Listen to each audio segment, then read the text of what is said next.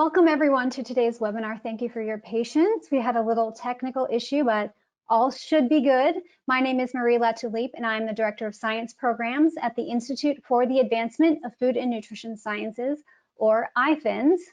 And this is the sixth in our 2021 webinar series in which we're continuing to learn about diet, the impact on the gut microbiome, and ultimately how that affects health. And for those of you that are not familiar with IFNS, we are a nonprofit scientific organization that advances food safety and nutrition science for the benefit of the health of the public. And the way we do that is we bring together the intellectual contributions of scientists from various sectors. And the idea is that together they identify areas of common interest in which to activate as research. Our philosophy is that including those diverse perspectives is really critical to the development of credible science and science that benefits the entire food and beverage ecosystem. We would like to take a second today to make the scientific community aware of a new opportunity at IFNS, and in our spirit of openness and inclusion of diverse perspectives, we've launched a Science Innovation Showcase, and this will be held in December of this year. So right now we're accepting abstracts for science that focuses on innovative food ingredients, food packaging, and pathogen testing. So please visit our website and you can get all the details there. Just a note on the question panel. This probably looks familiar to anyone who's been participating in our webinars, but basically we would encourage you to type your questions into that question box at any time over the course of the presentation. We'll let the presenter go through the talk, and then at the end, we'll save the remainder of that time for Q&A and discussion. So with that, I am extremely pleased to welcome Dr. Sarah Berry. Dr. Berry is currently a reader at King's College London. She has over 20 years of experience leading more than 30 human nutrition studies on cardiometabolic health. And Dr. Berry has made leading contributions to the knowledge base on the influence of interesterification of triacylglycerols on postprandial metabolism. And she's also the lead on the PREDICT program. And today, Dr. Berry will tell us a little bit about that study as well. So with that, we turn it over to you, Dr. Berry. Fabulous. Thank you, Marie. And I do hope that you can hear me now. And apologies to everyone who has been waiting patiently. Okay, so I'm hoping, Marie, that you can see my screen, that we don't have any further technical hitches. It looks perfect. Great, thank you. So I'm going to talk about the future of personalized nutrition, which I think is a diet personalized to your unique metabolism and microbiome. And I want to spend the first kind of 5-10 minutes really putting this all into context of where I think we currently are, what the current challenges are, and then I'm going to use the PREDICT program of research as a bit of a case study of I think all the different pieces of the puzzle that we need to think of alongside the microbiome. Quickly, my conflicts of interest first, as that I work as an academic at King's College London, and I also receive consultancy from ZOE Limited, who are the startup tech company behind the PREDICT program of research. So to dive straight in, I think there's a lot of discourse around whether personalized nutrition really is, fact or fiction. Is it really possible? Is it really implementable? And is it really going to be accessible for everyone?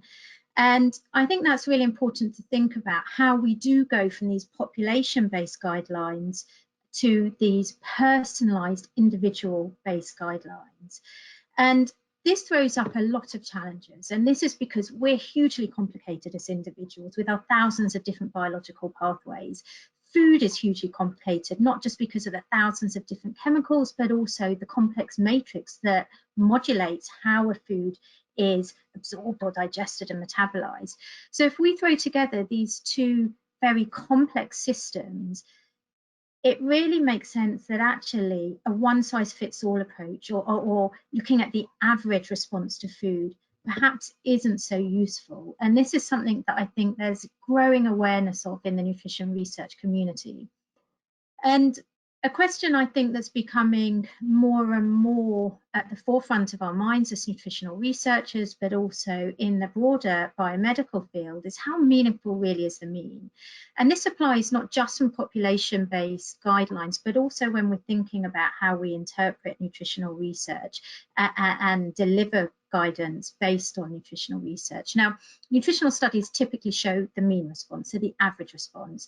And I'm going to give you an example of this here, where we have the Diet Fit study, which was conducted by one of our collaborators, Christopher Gardner at Stanford University, where he put 220 people randomly on a 1-year either low-fat or low-carb diet.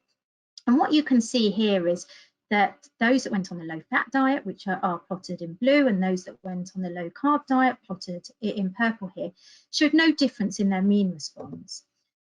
But how many of us are average? Think back to how I said all of these thousands of different biological pathways that we all have that will differ ever so slightly between each and every one of us.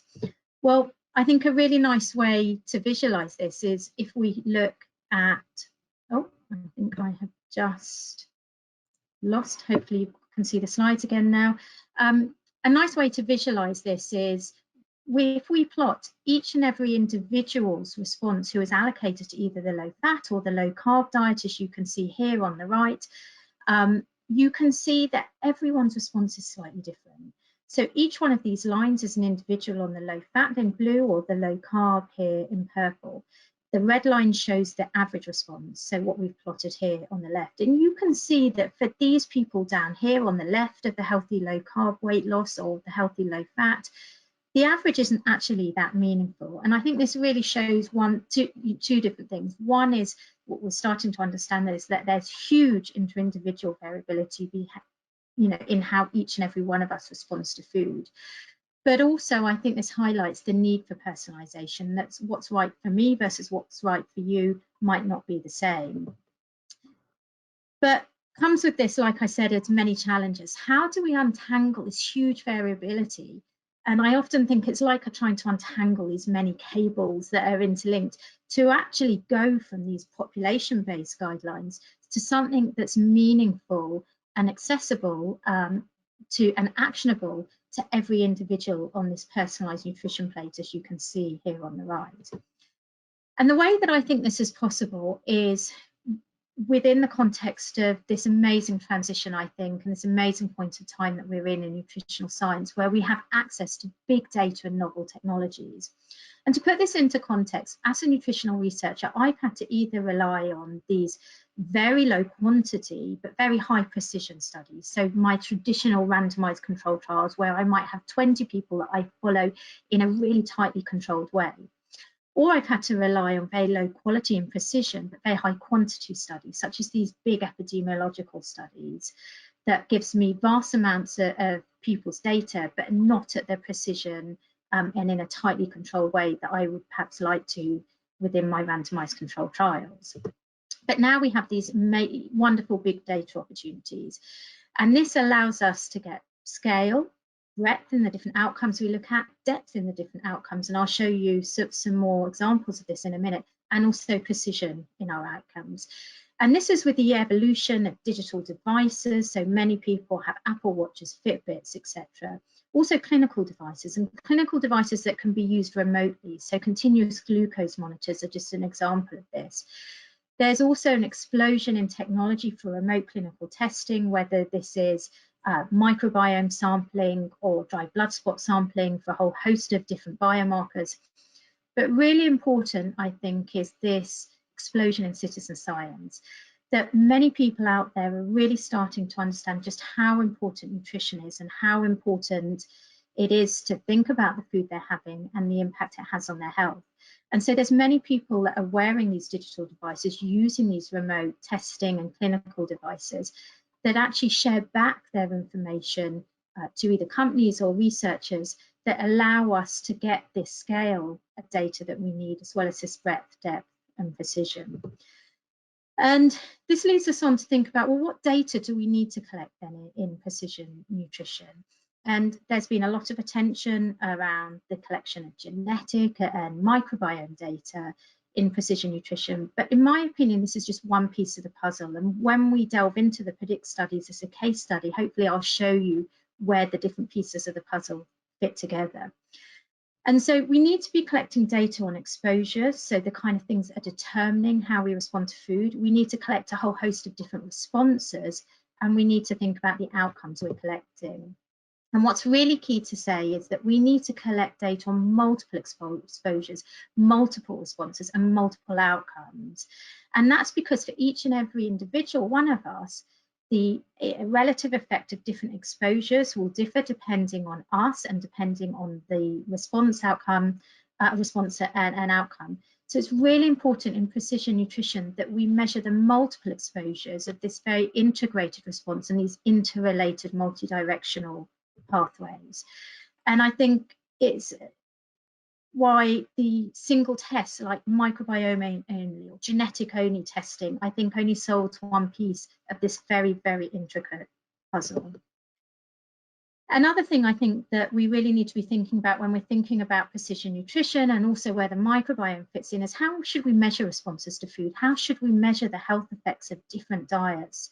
You know, at an individual and group level, should we be looking at postprandial responses or chronic responses? So I want to just pause for a minute before we go on to look at the PREDICT studies to expand on this, and so that you have a good understanding of what we mean by the postprandial and the chronic response. So traditional measures of risk typically focus on fasting values. So traditionally, if you have elevated cholesterol or glucose, you're asked to go to your doctor and have a fasting blood sample taken. But we know that actually we spend most of our time in the postprandial stage. So to illustrate this, I've plotted here the typical response that we have following a mixed nutrient meal. And so we have a short, sharp rise in glucose that's elicited from the carbohydrate in the meal, peaking around 30 minutes, returning to baseline around 2 hours. We then have a slower rise in circulating blood triglyceride levels from the fat in the meal that peaks around 4 hours, returns to baseline around 8 hours. And this is important because if we map this response from a typical mixed nutrient meal onto a typical eating pattern where we consume multiple snacks and meals throughout the day, you can see that we spend most of our day in this state of metabolic flux. And so that it's actually probably only for many of us about 4 to 6 hours of our day that's actually spent in the fasted state. And this is important because we know that many of these acute changes in circulating metabolites, not just glucose and triglycerides, but I've plotted those here just to keep things quite simple. But we know that it's these changes in circulating metabolites that underpin many of the chronic and long-term effects of diet on our health.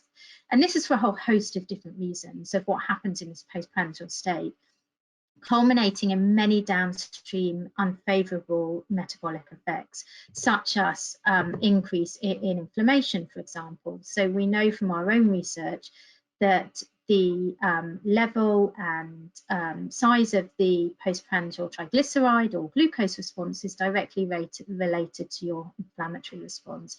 And there's lots of other postprandial changes that occur that have unfavorable health effects.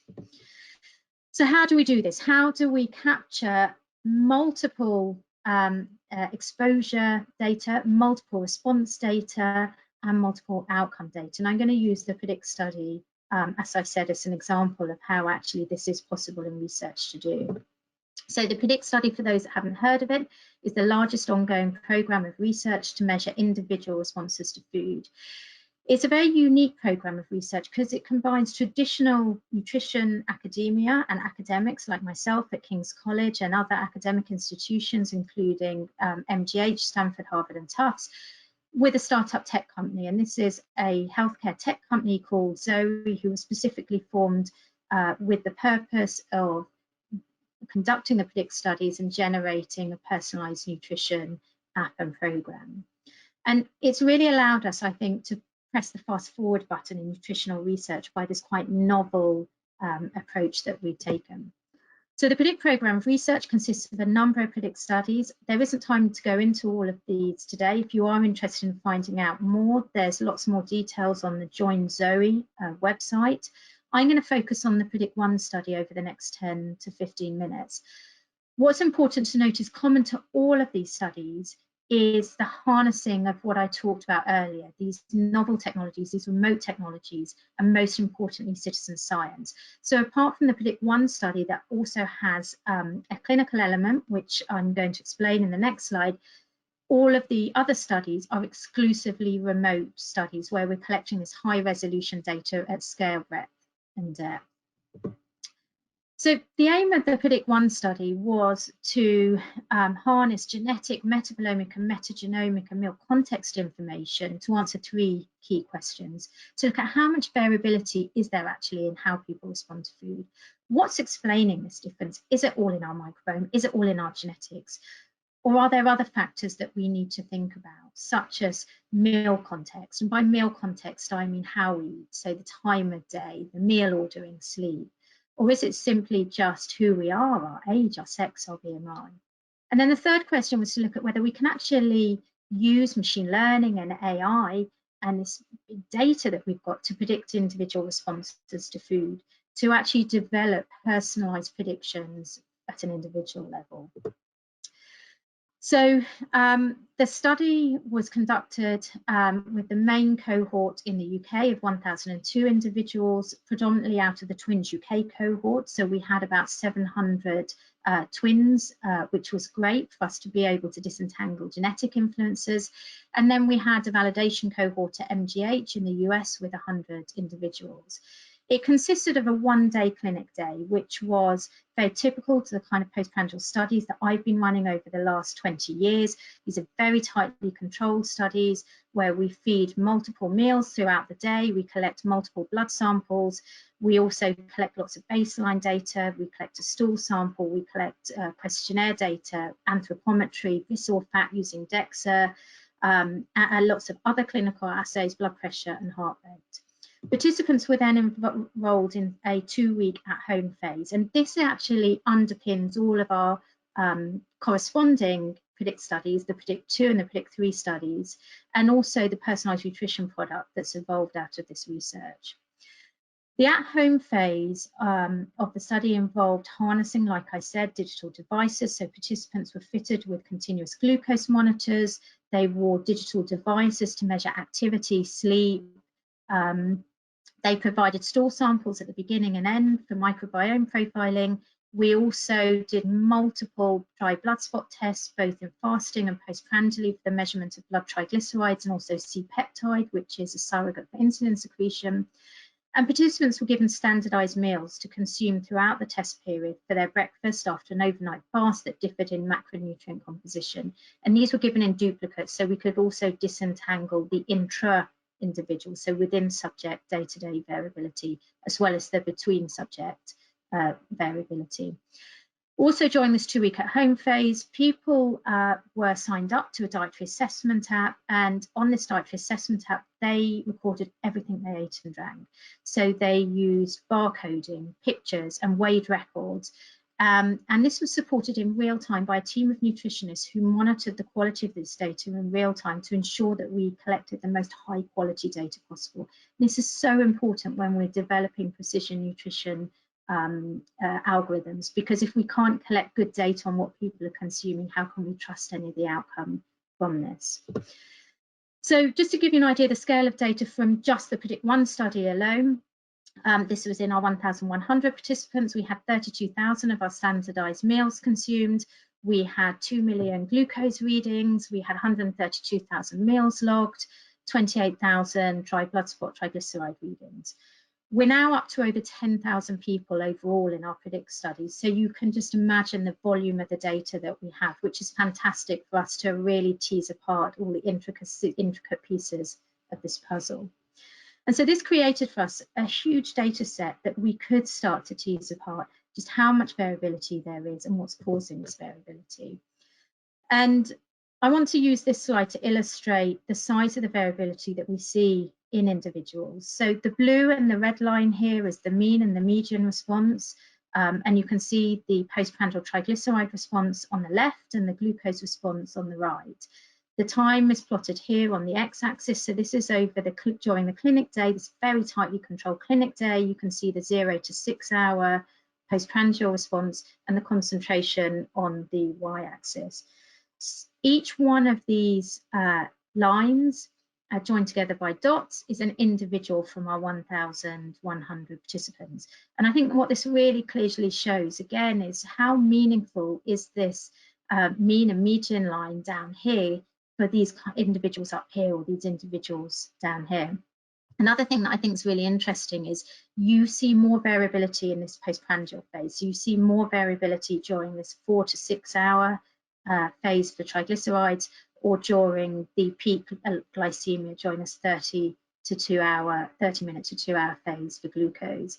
And this is important because this allows us to be able to differentiate people and their metabolic health a lot more easily than just looking at this in the fasted state, really giving us a kind of that peek into the future.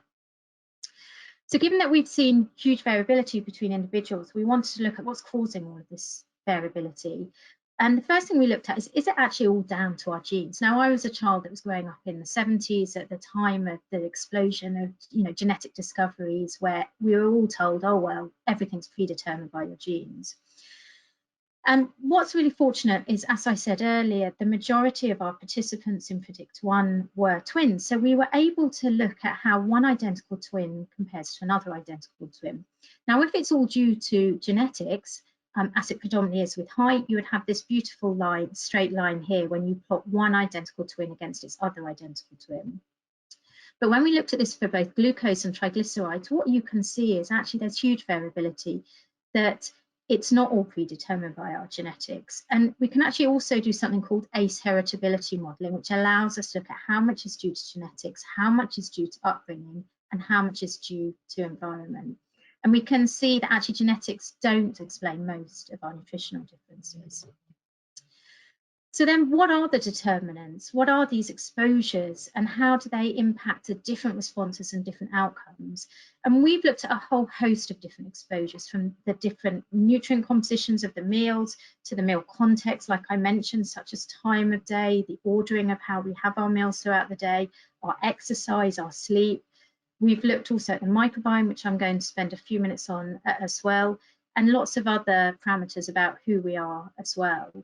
Unfortunately, there isn't time in this talk to delve into each and every one of these as much as I would love you. So to give you the kind of top line of what we found that what you eat, so the nutrient composition and the food matrix, plus how we eat, so the time of day, our sleep, our exercise, and who we are all really important. And we need to look at all of these together if we want to actually give truly personalized nutritional advice.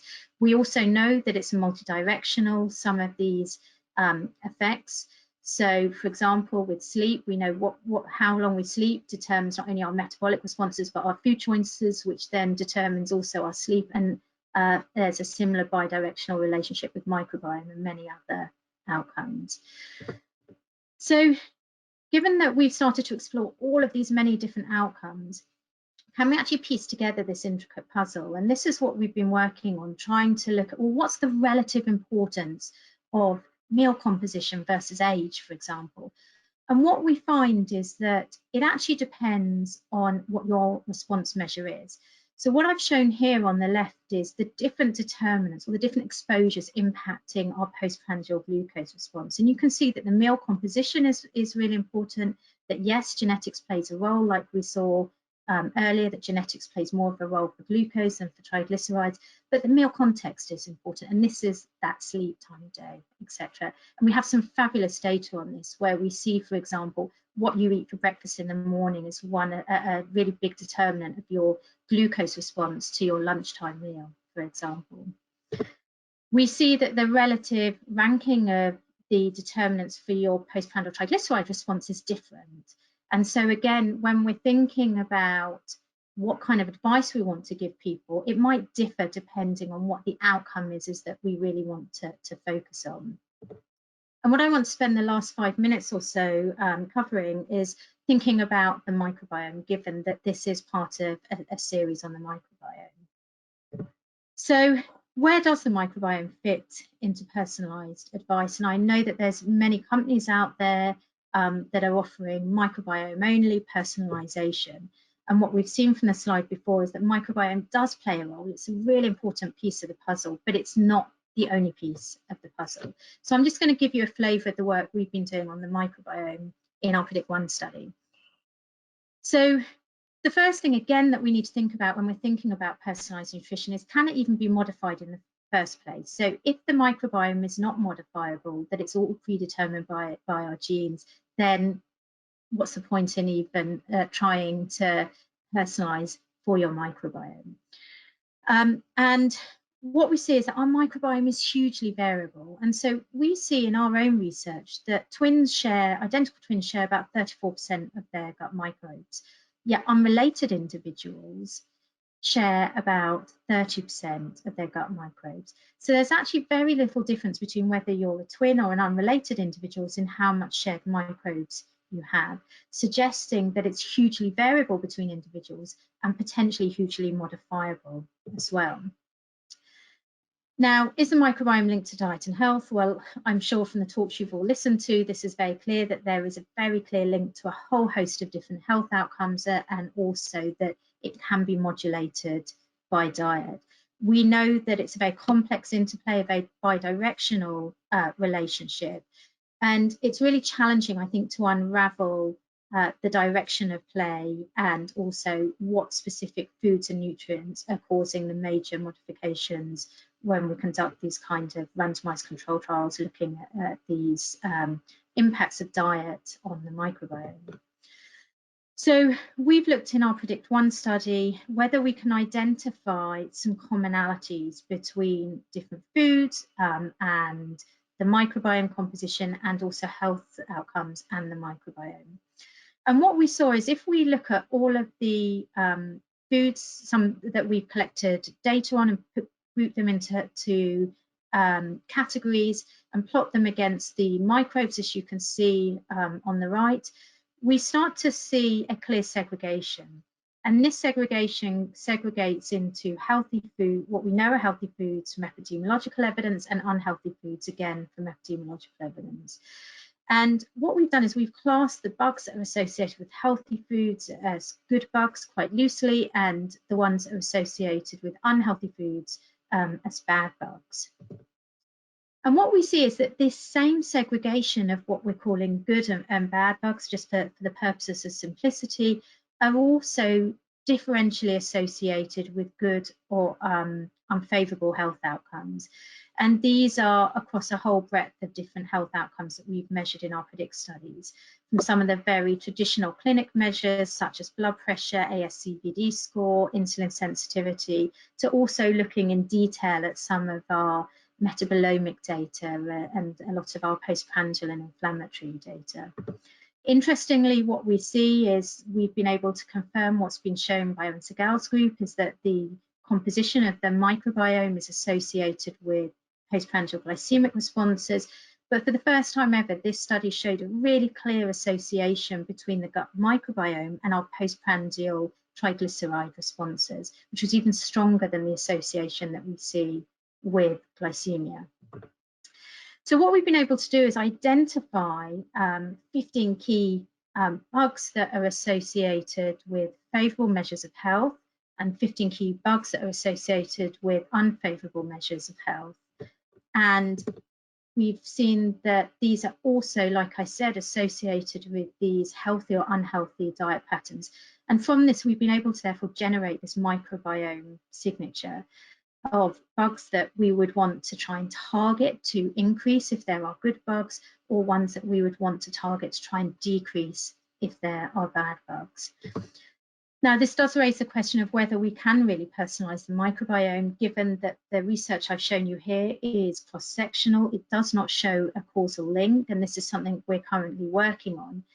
And the next step for us with this research is to show that by modifying particular components of the diet and particular foods that we know are associated with particular good or bad bugs, whether we see changes in these good and bad bugs, and whether they're associated with corresponding changes in health outcomes.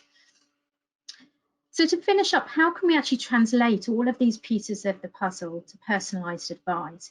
How can we ensure that we're giving advice to consumers and advice to the population that isn't just taking one piece of the puzzle and therefore really not giving everyone the full picture. So an example of the work that we've been doing is firstly looking to see whether we can actually predict individuals' responses from all of the data that we've collected. And so we've been using machine learning, where we've looked at how we can build prediction models for someone's postprandial glycemic response, as an example here, versus their predicted response. And we get about a 77% agreement, which is very good in the field of personalized nutrition. And so this can then be translated to something that is available for people to actually do, where they can collect and measure a whole host of different metrics that they can then feed into these algorithms to generate personalized scores across whole different variety of thousands of different foods.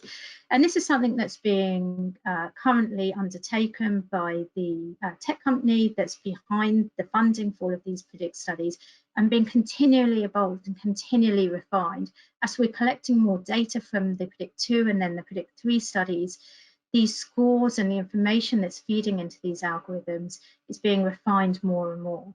And it's now been launched as a personalized nutrition product, where people are able to collect, measure different measures of glycemic control, microbiome, lipid control.